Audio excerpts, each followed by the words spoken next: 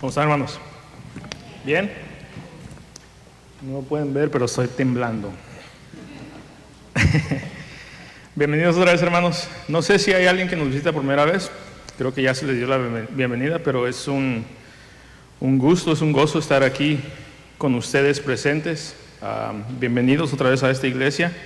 Espero que los que ya somos miembros, que sigamos atendiendo, sigamos poniendo a nuestra congregación en oración.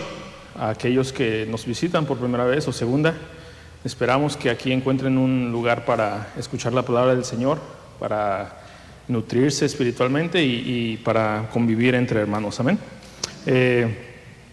Otra vez bienvenidos sean todos. Estábamos muy felices de estar aquí este día domingo, muy nerviosos. Ya les había comentado hace mucho tiempo que ustedes intimidan, sus miradas intimidan, entonces, pero no hay nada más, como por decirlo, nervioso para mí que venir y exponer esta palabra y no vivirla. Entonces eso es lo que a mí me ayuda, saber que todos nosotros estamos en este mismo caminar con Cristo y la palabra de Dios nos está conformando a su imagen de su Hijo, y entonces pues encontrar un gozo y una bendición en la palabra, ¿verdad? Vamos a estar leyendo o abriendo nuestras Biblias en el capítulo 16 del libro de Mateo, capítulo 16 del libro de Mateo, y en lo que ustedes llegan ahí, una vez que lleguen ahí vamos a orar una vez más.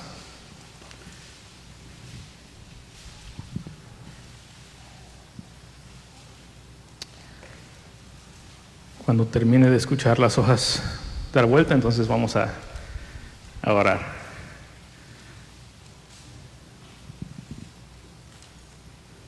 Muy bien.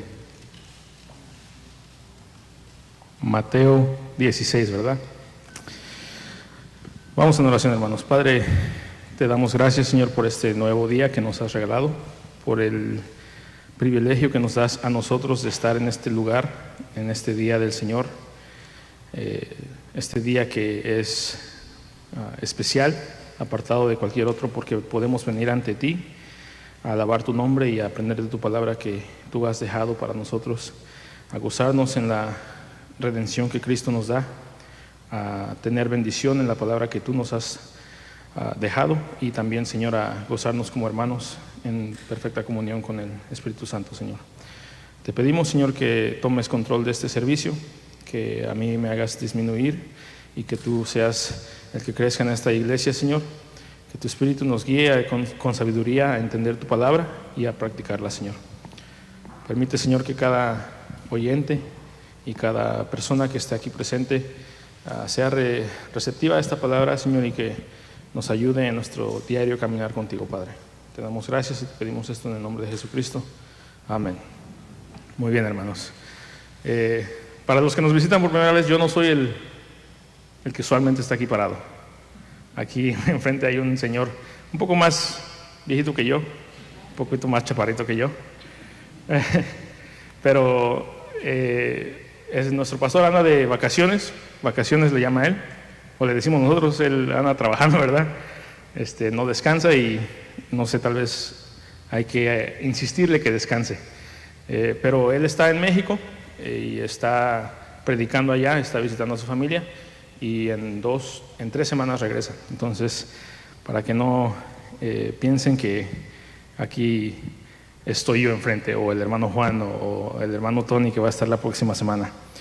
Y nuestro pastor me dejó una tarea a mí, tanto como al hermano Juan, a mí también me dejó una tarea, y me dijo que diera un tema acerca de las batallas y que el cristiano enfrenta al momento de seguir a Cristo.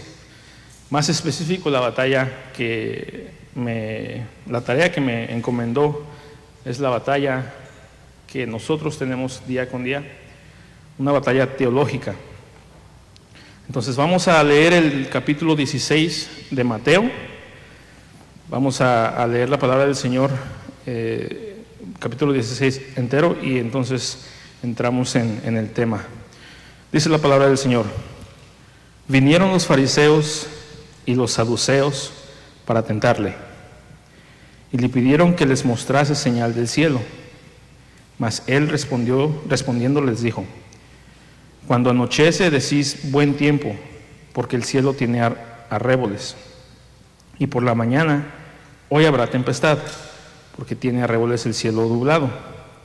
Hipócritas, sabéis distinguir el aspecto del cielo, mas las señales de los tiempos no podéis. La generación mala y adúltera demanda señal, pero señal no le será dada sino la señal del profeta Jonás. Y dejándolos se fue. Llegando sus discípulos al otro lado, se habían olvidado de traer pan. Y Jesús les dijo: mirad, guardaos de la levadura de los fariseos y de los saduceos. Ellos pensaban dentro de sí diciendo: esto dice porque no trajimos pan.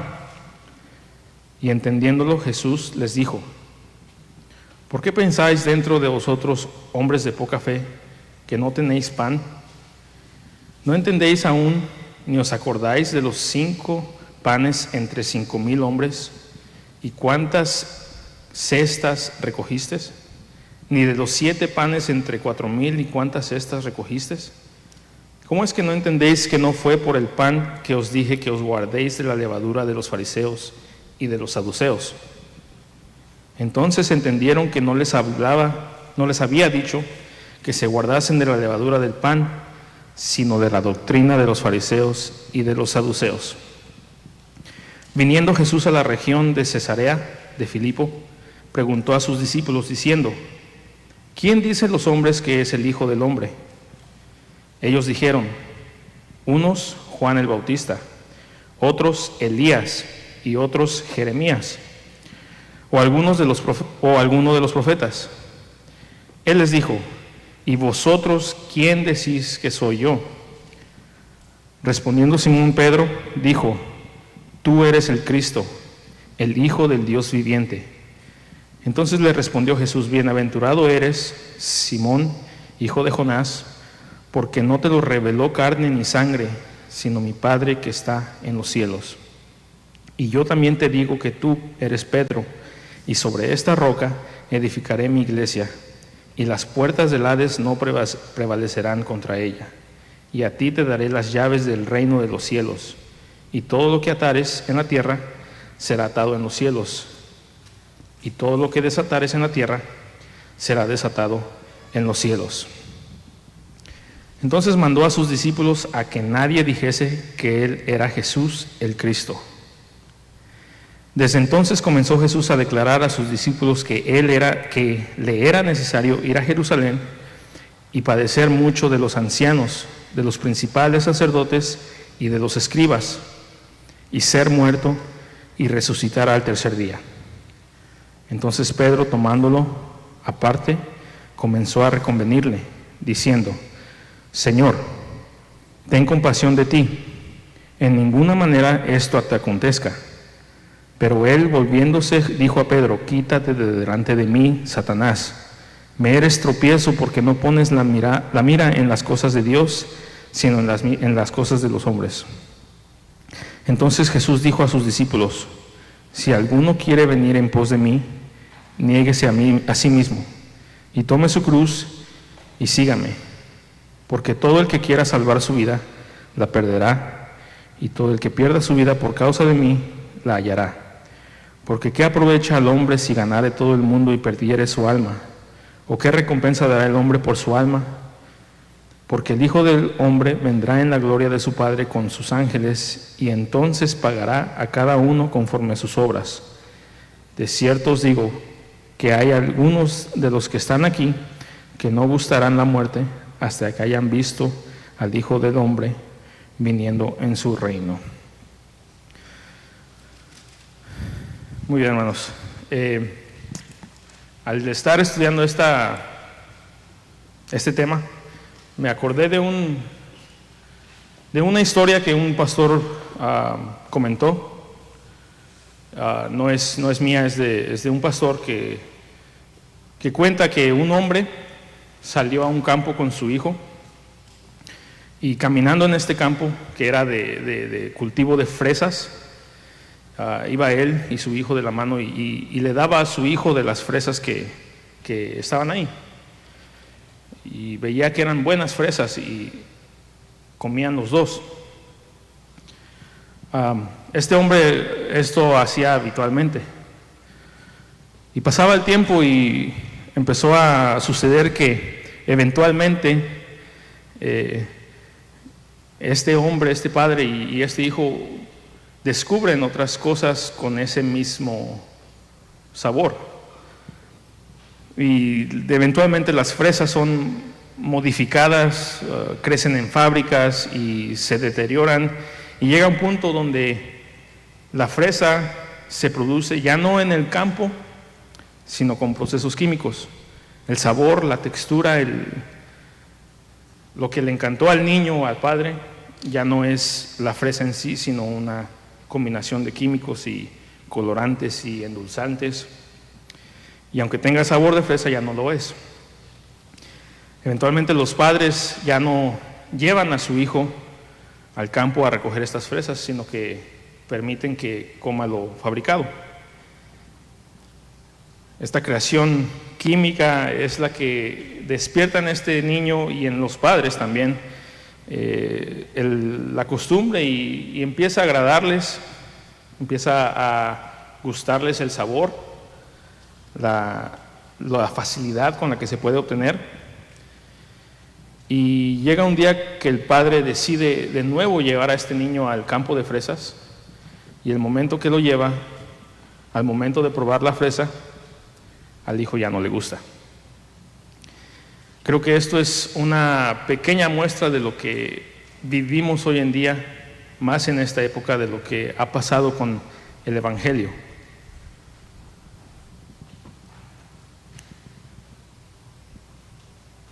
El Evangelio ha perdido, no que haya perdido su esencia, porque siempre está ahí. El Evangelio es el poder de Dios.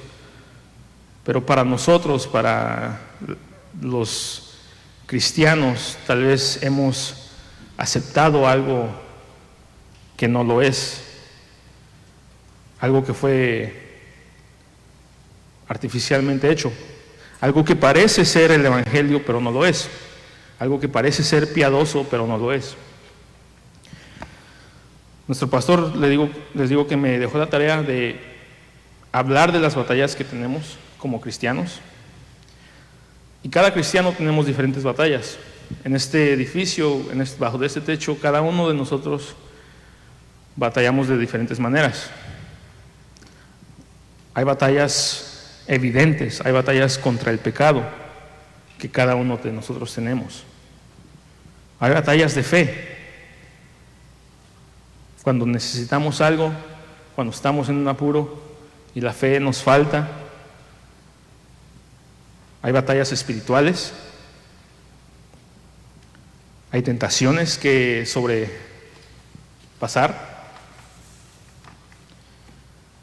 está el mundo de afuera, las batallas en las cuales nos vemos cada día que salimos al mundo. Está la batalla de la persecución y del rechazo, porque el cristianismo siempre ha sido la minoría en la historia del mundo. No es muy popular. Hay la batalla del miedo hacia lo que podría pasar o lo que podría acontecer si tratamos de seguir este evangelio.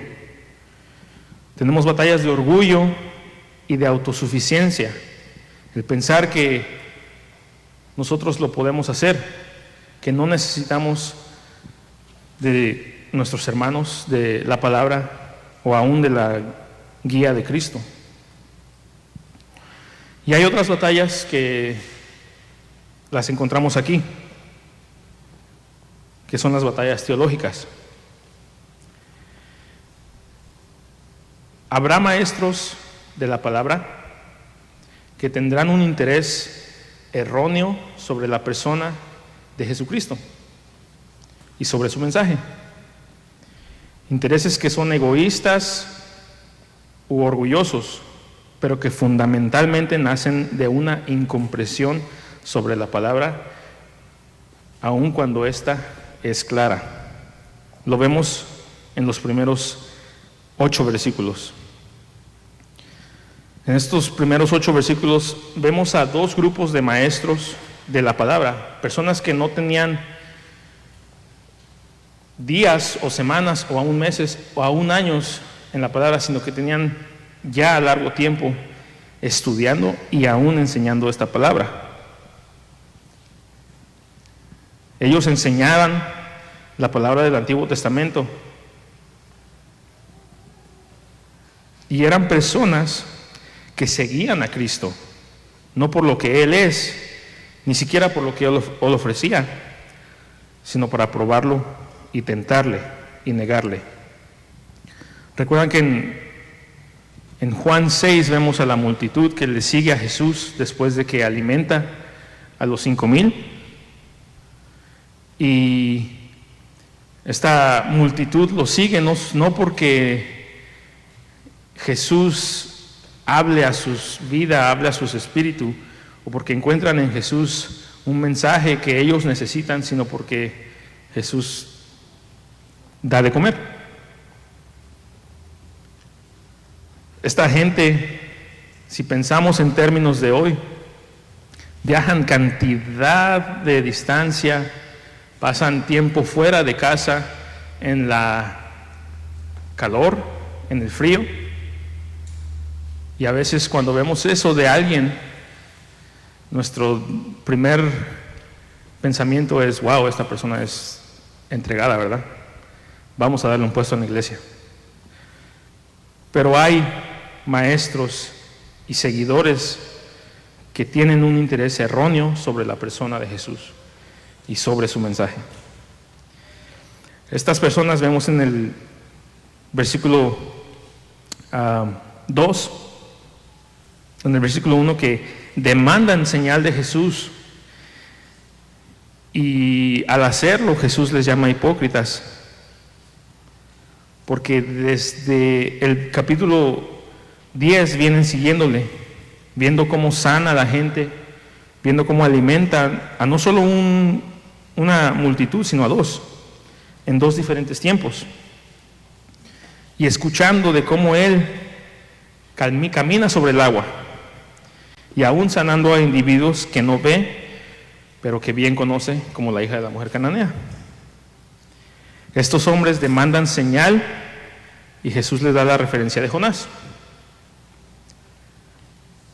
prefigurándoles lo que vendría en un futuro y cómo el Hijo del Hombre estaría 3 días sepultados, pero que después resucitaría.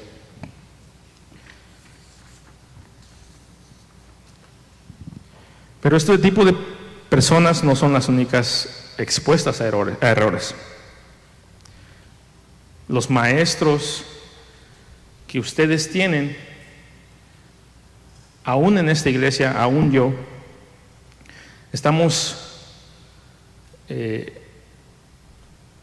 peligro de caer en algún error, en alguna falta, en alguna negación y aún en hipocresía. Vemos en el versículo 5 en adelante que aquellas personas que seguían a Cristo por las razones correctas, personas que eran escogidas personalmente por Él, sus discípulos, estas personas también tienen faltas y fallas, aunque la raíz de sus fallas no era la misma de la de los fariseos o saduceos. Y dice el versículo 8 que ellos, sus fallas y sus faltas eran por la poca fe que tenían. Mientras los discípulos se preocupaban por la falta del alimento que solamente un tiempo atrás Jesús ya había proveído, no se daban cuenta de lo que Jesús les quería decir cuando les advierte que tengan cuidado de la levadura de los fariseos, de las enseñanzas. de la doctrina.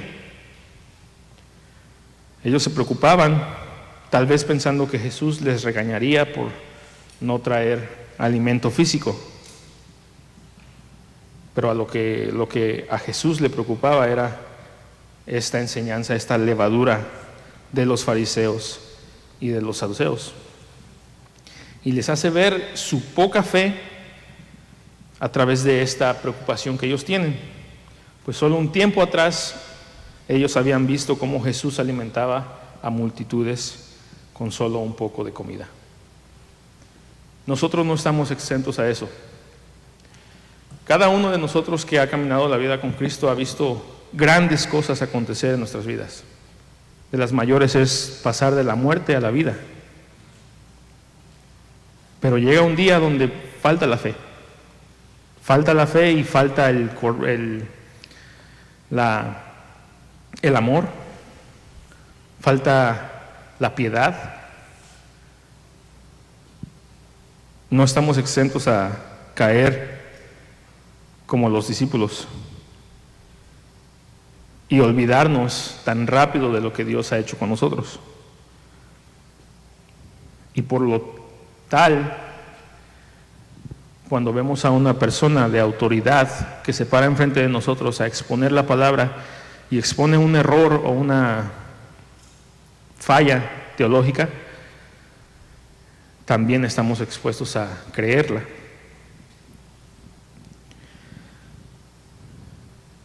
Entonces estas personas, los discípulos, preocupados por lo físico, no se daban cuenta que Jesús se preocupaba por lo espiritual. Y no por nada es el mismo Jesús que en el capítulo 4 de este mismo libro le dice a Satanás que no solo de pan vivirá el hombre, sino de toda la palabra que sale de la boca de Dios. Y nosotros sabemos, hermanos, que la totalidad de esta Biblia que usted tiene en sus manos es palabra que Dios exhaló. El poder discernir e interpretar esta palabra misma puede hacer la diferencia entre pensar como un fariseo o pensar como un discípulo de Dios. Esto es una batalla teológica.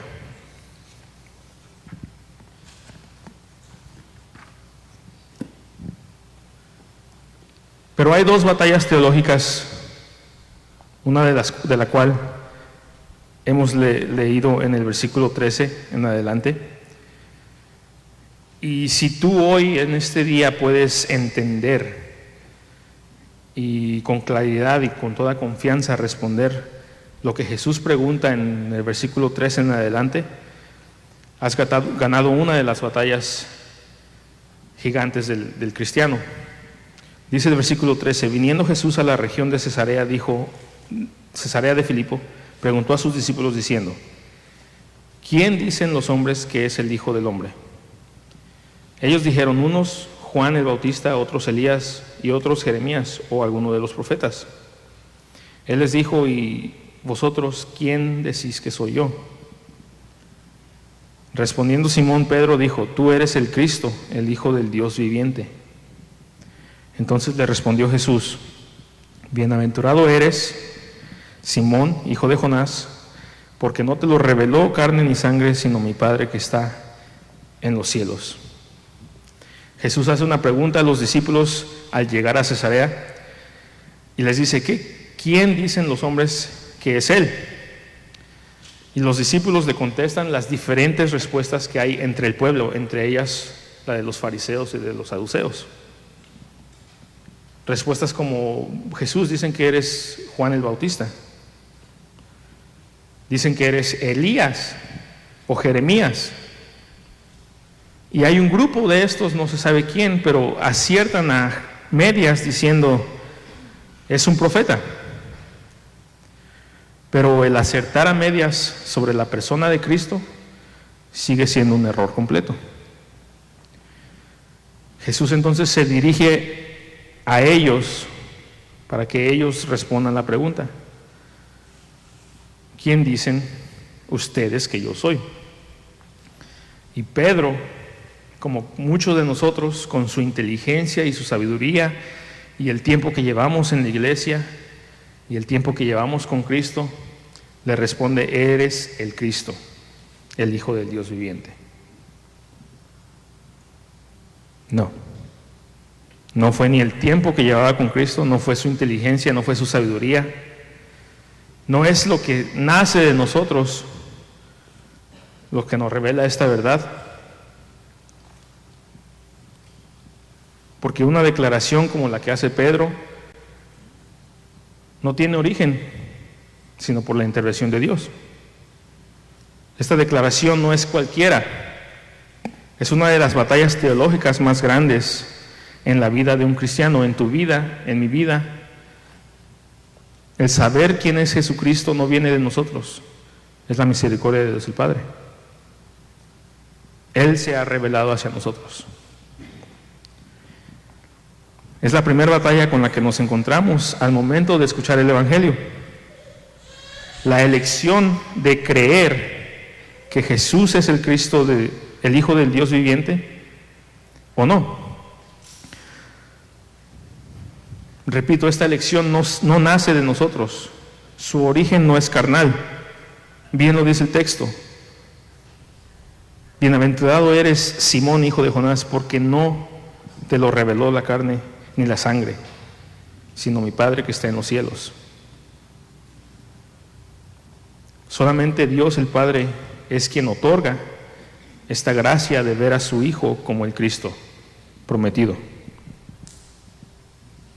Dios el Padre ha tenido misericordia contigo y conmigo al revelarnos la deidad de nuestro Señor. Y es para que no nos gloriemos.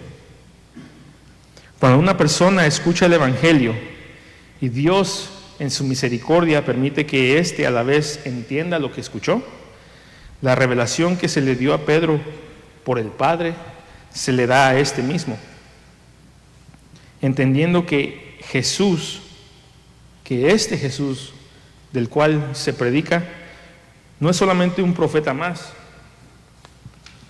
sino que es el Cristo prometido desde el Antiguo Testamento. Desde Génesis 3:16 vemos que hay una promesa hecha al hombre. La semilla de la mujer iba a herir a la semilla del enemigo.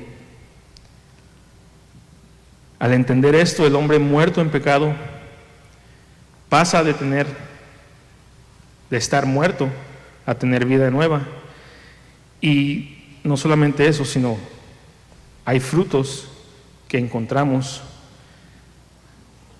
en el momento que creemos esto. En el versículo 19 dice Jesús a Pedro: a ti te daré las llaves del reino de los cielos, y todo lo que atares en la tierra será atado en los cielos, y todo lo que desatares en la tierra será desatado en los cielos.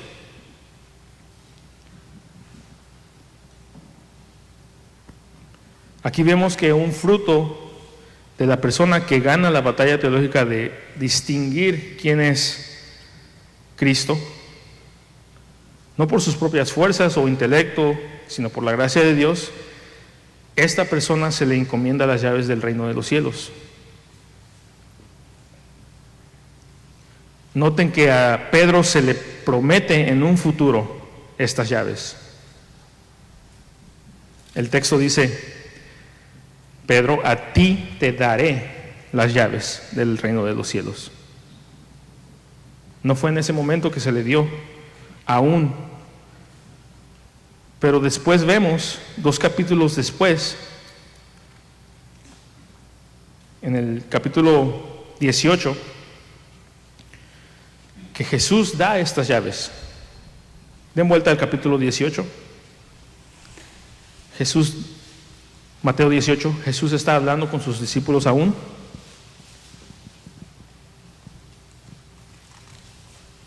Y les habla de cómo conducirse entre hermanos, de cómo perdonar, de cómo traer carga ante hermanos. Y en esa enseñanza les dice a los 12, por tanto, si tu hermano peca contra ti, ve y repréndele estando tú y él solos. Si te oyere, has ganado a tu hermano. Mas si no te oyere, toma aún contigo a uno o dos, para que en boca de 2 o 3 testigos conste toda palabra. Si no los oyere a ellos, dilo a la iglesia, y si no oyere a la iglesia, tenle por gentil y publicano. De cierto os digo que todo lo que atéis en la tierra será atado en el cielo, y todo lo que desatéis en la tierra será desatado en el cielo. Otra vez os digo que si dos de vosotros se pusieren de acuerdo en la tierra acerca de cualquier cosa que pidieren, les será hecho por mi Padre que está en los cielos, porque donde están 2 o 3 congregados en mi nombre, ahí estoy yo en medio de ellos. Vemos aquí en el versículo 18 que ahora a los 12, no solamente a Pedro, a los 12 les está dando las llaves del reino de los cielos.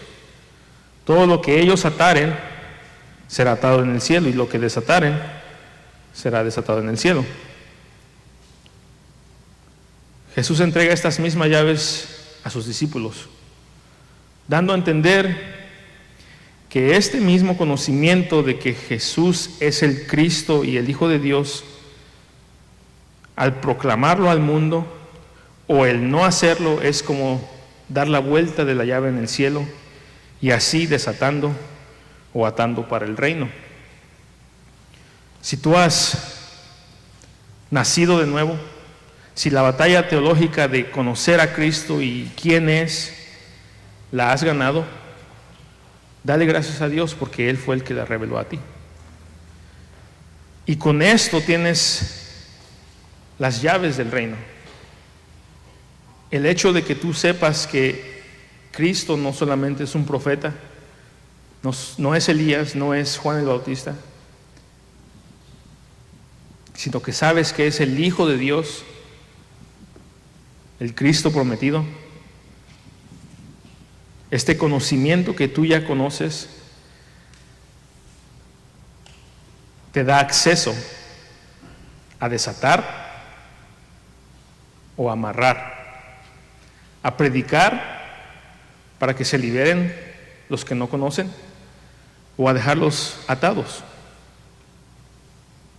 Es una gran responsabilidad la que tenemos. El evangelio que en un día, en una ocasión se nos predicó a nosotros, nuestro deber es ahora predicarlo al mundo. Y claro, hermanos, podríamos hablar más en detalle sobre la mención de la piedra y de Pedro y la idea sobre en quién se edificó la iglesia, pero la tarea no es esa hoy.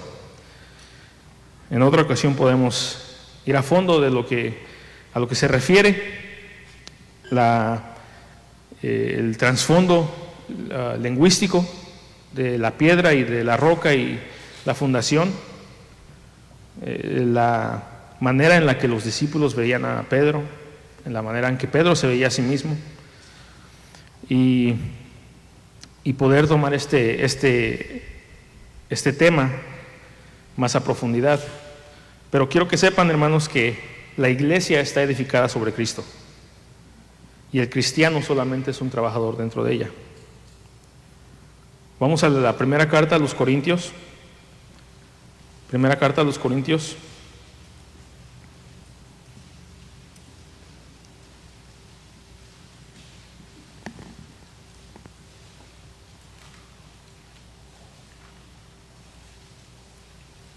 Capítulo 3.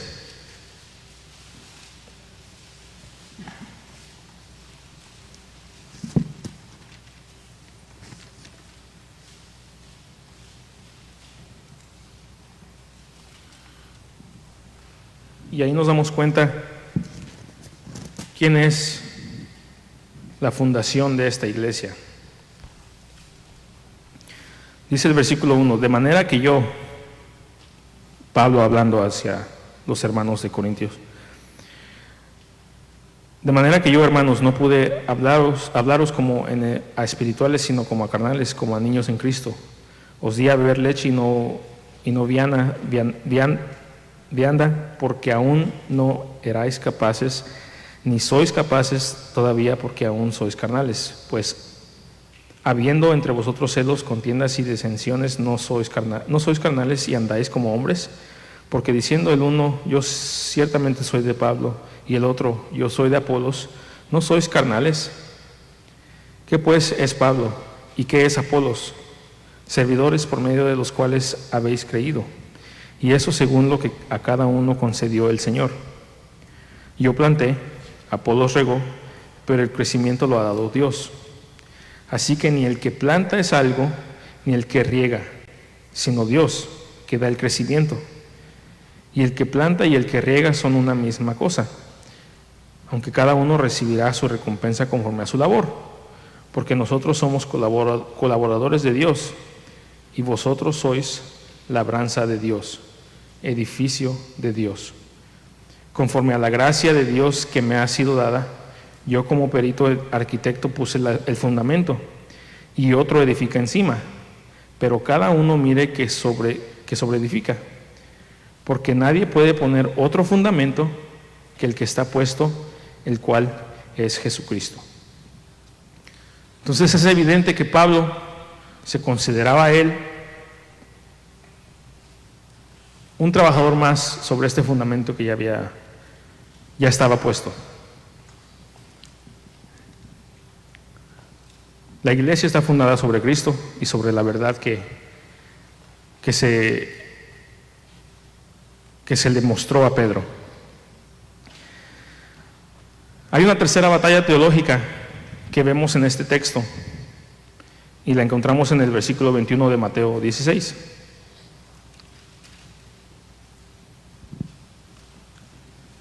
Mateo 16, 21 dice: desde entonces comenzó Jesús a declarar a sus discípulos que le era necesario ir a Jerusalén y padecer mucho de los ancianos, de los principales sacerdotes y de los escribas, y ser muerto y resucitar al tercer día. Entonces Pedro, tomándole aparte, comenzó a reconvenirle, diciendo: Señor, ten compasión de ti, en ninguna manera esto acontezca. Entonces vemos que Jesús empieza a preparar a los discípulos para lo que tenía que acontecer, para lo que era la voluntad del Señor, de Dios el Padre. Y los empieza a preparar diciéndole lo que tendría que soportar, el hecho de que lo arrestarían, que iba a padecer por causa de los sacerdotes y que finalmente moriría. Y fundamentalmente Jesús les está diciendo a sus discípulos que Él tendría que ser humillado y muerto porque esto era su propósito. Esto era la voluntad de Dios el Padre. Y aún así, con todo esto mencionado a Pedro y a sus discípulos, con todo lo que Pedro ya había visto, las señales, los milagros y el hecho de que el Padre le reveló personalmente a él quién era Jesús, Pedro llega a esta batalla y la pierde. Y vemos cómo Pedro desarrolla una falsa piedad, una preocupación arraigada en lo físico, en la carne, y decide tomar a Jesús y reconvenirle. Algunas traducciones dicen que Pedro reprendió a Jesús, que Pedro reprende a quien un corto tiempo atrás se identificó como el Cristo, el Hijo de Dios. Si Pedro puede caer en este error, ¿qué hay de nosotros, verdad? Nosotros también tendremos batallas, las cuales demandarán de nosotros cumplir la voluntad de Dios en nuestras vidas, o tratar de cambiar la voluntad de Dios pensando que nuestro plan es mejor o más piadoso. Y llegan batallas en nuestras vidas, pruebas, que Dios es claro en su palabra, tentaciones, pecado, Dios es claro en su palabra y a veces nosotros lo queremos esconder, lo queremos ocultar con una falsa piedad o con una falsa preocupación. Estaríamos siendo piedras de tropiezo en nuestras vidas personales, en nuestra vida espiritual y tal vez en la vida de otros, aquellos que están bajo nuestra tutela, aquellos que miran hacia nosotros como ejemplo. Jesús le dice a Pedro: quítate de delante de mí, Satanás. Qué acusación de Jesús hacia Pedro, ¿verdad? El mismo creyente que puede revelar verdades que el Padre le ha revelado, puede después ir en contra de la revelación del Padre. El mismo creyente que entiende la voluntad de Dios, después de ir y encontrarla, puede ir en contra de ella. Es interesante cómo Jesús le dice a Pedro que se quite de delante de él y le llama Satanás. El texto no revela si Pedro fue endemoniado o poseído o usado o nada como esto, pero no es lo importante. Lo importante es el hecho indiscutible que él no puso su mirada en las cosas de Dios, sino en las de los hombres, y actuó como Satanás actuó cuando tentó a Jesús, tratando de parar la voluntad de Dios, pidiéndole a Cristo que no se humillare, diciéndole: Señor, tú no debes de pasar hambre, convierte estas piedras en pan. De esa manera actuó Pedro y de esa manera podríamos actuar nosotros si no ganamos las batallas teológicas que se nos presentan.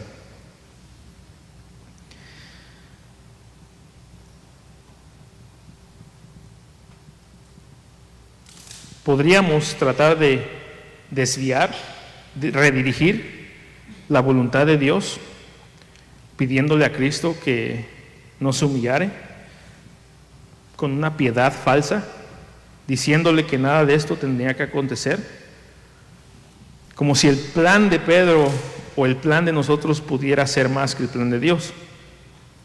¿Qué provecho tendríamos decir que queremos seguir a Cristo, pero no queremos dejar de seguir el mundo? Cuando decidimos seguir a Cristo, Él no nos da opción. Él demanda de nosotros que nos neguemos. Y no solamente eso, que tomemos nuestra cruz. Jesús demanda que tú y yo, nuestra meta es morir por Él.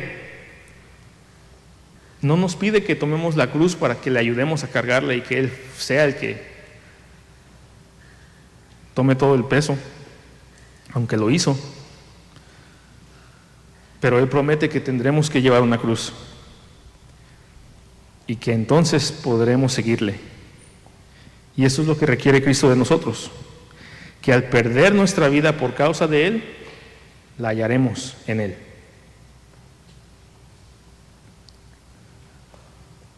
Tenemos varias batallas en las que podemos caer, pero las teológicas, las batallas de saber quién es Cristo, su persona, su deidad, es una de las mayores. Les mencioné que habían dos batallas teológicas mayores. La primera, ya mencionada, el hecho de que tenemos que estar 100% correctos al identificar quién es Jesús. Vayamos al libro de Juan, capítulo 8. Juan, capítulo 8.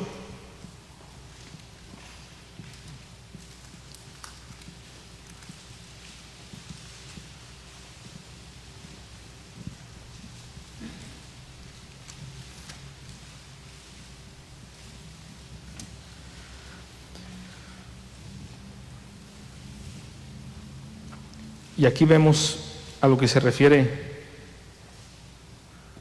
saber identificar a quién es Jesús. Juan 8, versículo 24 dice: por eso os dije, este es Jesús hablando otra vez. Leemos desde el 21. Otra vez les dijo Jesús: yo me voy y me buscaréis, pero en vuestro pecado moriréis. A donde yo voy vosotros no podéis venir. Decían entonces los judíos: ¿acaso se matará a sí mismo, que dice: a donde yo voy vosotros no podéis venir? Y les dijo: vosotros sois de abajo, yo soy de arriba. Vosotros sois de este mundo, yo no soy de este mundo. Por eso os dije que moriréis en vuestros pecados, porque si no creéis que yo soy, en vuestros pecados moriréis. Tenemos que saber, hermanos, quién o a qué se refiere nuestro Señor cuando dice: yo soy. El yo soy del cual habla Jesús es eso mismo. Es el concepto de la deidad de Cristo como el yo soy. Y si no creemos que Él es y todo lo que esto conlleva, moriremos en nuestros pecados. Jesús es Dios hecho hombre. Esa es la primera batalla. La segunda batalla grande que tenemos y que va de la mano con esta es: ¿cómo puedo conocerle? Dios me ha revelado que Jesús es su Hijo, que Jesús es el Cristo, el Mesías prometido. Ahora, ¿cómo puedo yo conocerle? ¿Cómo puedo conocer a a quien se le identifica como el Cristo? Y ahí, en esa pregunta, al centro de ella, está el Evangelio de nuestro Señor. ¿Qué debemos hacer el día que a nuestros hijos no les guste más las fresas del campo y se conformen con un sabor falso del mundo, con lo que el mundo ofrece, con evangelios falsos que el mundo ofrece, que se ven piadosos por encima, pero no lo son? Hay dos opciones, hermanos. Podríamos dejar que el mundo sea el que conforme a nuestros hijos a su imagen. Podríamos dejar que el mundo sea el que nos conforme a nosotros como cristianos a su imagen, porque no estamos excluidos de fallar y seguir el mundo. Podríamos conformarnos con eso, porque lo que ofrece el mundo nos gusta, porque lo que ofrece el mundo es fácil, es atractivo, es fácil de obtener. O podríamos venir al campo de estas fresas una y otra vez, al campo de fresas que Dios plantó una y otra vez, hasta que encontremos de nuevo esa dulzura y ese agrado y satisfacción que Él provee. Cuando el mundo ofrece algo diferente al Evangelio, cuando te dice tú puedes solo, cuando te dice las obras que tú hagas te van a redimir, cuando te dice Jesús no es Dios, es un profeta. Cuando el mundo ofrece algo diferente al Evangelio, nuestro deber es rechazarlo, porque nuestra necesidad, de nuevo, enfatizo, nuestra necesidad, eso nos incluye a todos nosotros. Nuestra necesidad es el constante recordatorio del Evangelio, para que el día en que el mundo diga frases como es que el problema es este o este, es que el problema es la política, es que el problema es nuestro estado en este país, es que el problema es el carácter de aquella persona. Es que el problema es que no tengo la mejor, el mejor entendimiento. No es que el problema es que tengo pena. El problema no es eso, hermanos.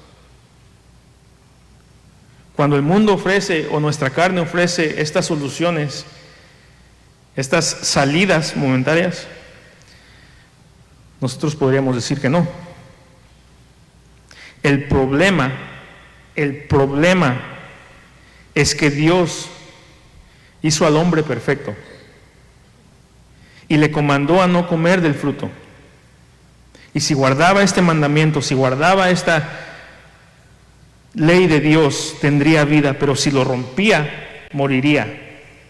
Y el hombre lo rompió y desobedeció a Dios, y al ser desobedecido, Dios promete que este hombre morirá. Y no muere físicamente, pero sí hay una muerte espiritual en él. Y es en ese momento que el hombre rompe su mandato del pecado, entra al mundo, y cuando el pecado entra al mundo, la muerte entra al igual, por la desobediencia de nuestro primer padre, el primer Adán. Y este pecado no es exclusivo a él. Ahora toda la descendencia ordinaria de este hombre lleva consigo el pecado. Y en él nace pecado. La descendencia de él en adelante, toda criatura descendientes de él nace muerta en pecado, porque no obedeció a Dios, y el mundo que Dios creó es quebrantado al igual por causa de este pecado.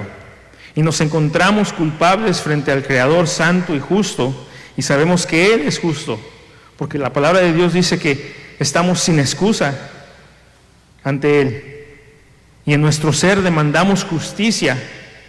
Pero el problema es que si Dios nos concede justicia, todos nosotros morimos.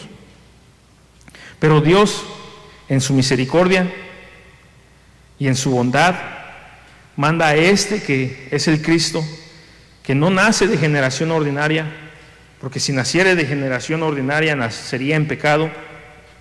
Y entonces Jesús nace de una virgen y es perfecto en todo aspecto. Y nuestro Cristo crece en obediencia y en perfecta justicia a la ley de Dios, su Padre, pues ese era su propósito, esa era la voluntad de Dios el Padre, que Él fuera nuestro representante. Y nuestro Cristo perfecto en todo es nuestro intercesor ante el Padre, el justo por el injusto,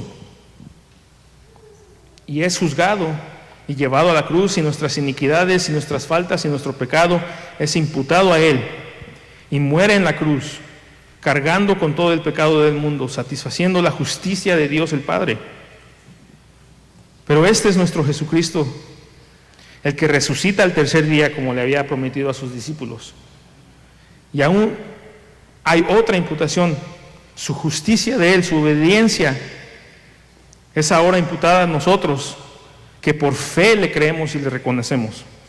Y entonces todo aquel que escucha este evangelio y lo cree por fe puede entrar al reino, tiene llaves del reino, y nuestro Dios nos salva, nos redime, nos hace pasar de muerte a vida.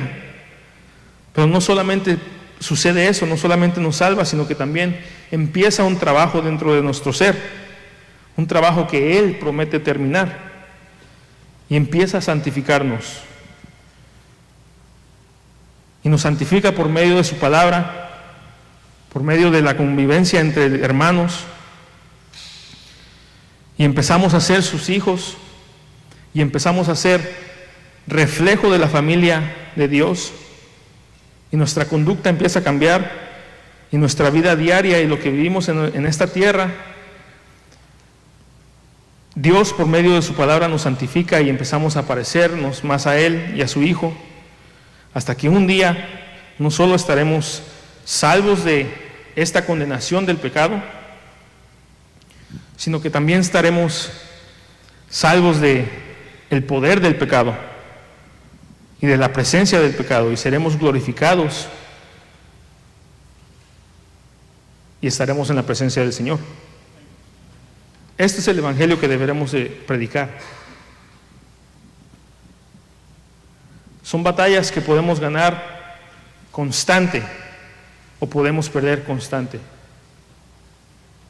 Dios nos ha revelado quién es su Hijo. Su misericordia nos ha revelado quién es Cristo. Nos ha abierto nuestros ojos. Ha cambiado nuestros corazones de piedra a carne, sensibles.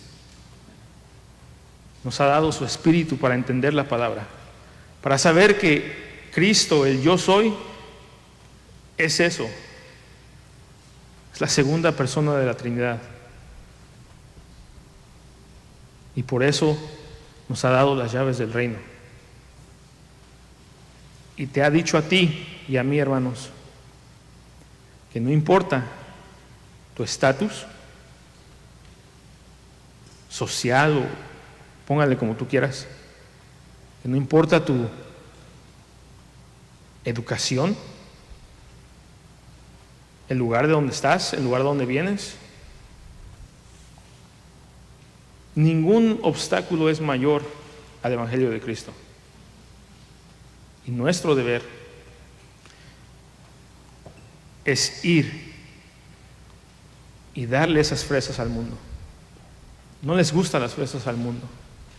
Es algo que no apetecen. Pero el constante ir y predicar el evangelio sano, el cual Él nos reveló, es eficaz para que el pecador conozca quién es Cristo y cuál es su propósito en nuestras vidas. Entonces, hermanos, nuestra tarea es eso. Día con día, sumergirnos en la palabra de Dios, en la verdad del Evangelio, para que de esa manera esta misma palabra sea la que nos empiece a cambiar y pasemos de tener una piedad falsa a tener una piedad verdadera, aquella que nos conduce hacia el mundo y nos hace ver la necesidad de aquel que está perdido y poder traerlo y decirle: aquí hay esperanza. El Evangelio de Cristo es nuestro para compartirlo, porque una vez se nos compartió a nosotros. Vamos a orar, hermanos, y quedamos despedidos. Bendito Padre, te damos gracias, Señor, por el privilegio que nos da, Señor, de entender tu palabra, de leerla, de estudiarla. Y, Señor, te damos gracias, Señor, porque es tu Espíritu el que nos guía a hacer estas cosas. Permite que no dejemos de pelear la batalla, Señor. Estamos dispuestos, Señor, a crecer, pero también nuestra carne está dispuesta a caer. Te pedimos, Señor, que no se nos olvide de dónde nos sacaste. Y que al recordar aquel lugar donde estábamos, en esa muerte espiritual en la cual nos encontraste, Señor, que recordemos tu bondad, tu amor hacia nosotros y seamos piadosos con el mundo, Padre.